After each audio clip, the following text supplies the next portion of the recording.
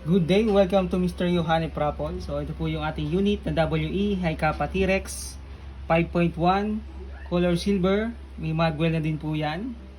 Non-slip, staple grip. Naka fiber optic na po yan, front and rear sight. Gandang unit at malakas.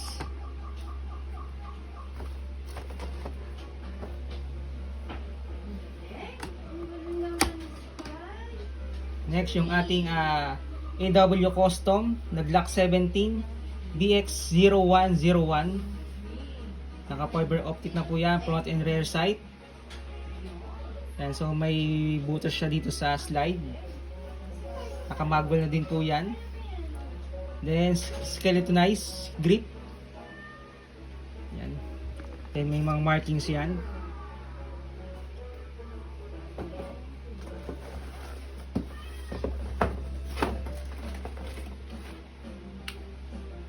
Third unit ay yung ating Glock 17 na WE na 4 series or Glock series 4th edition. Gold plated outer barrel. Naka fiber optic na po yan, front and rear sight. Then naka magwell na din po yan. Naka staple grip. Yan.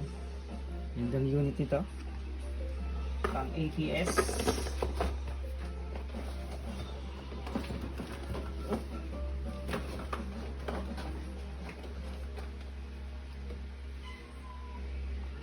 And last yung ating AW Custom na HX2502 color black.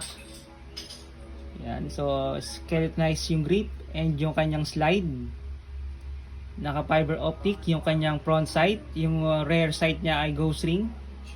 Naka magwell na din po yan. So gandang yung dito.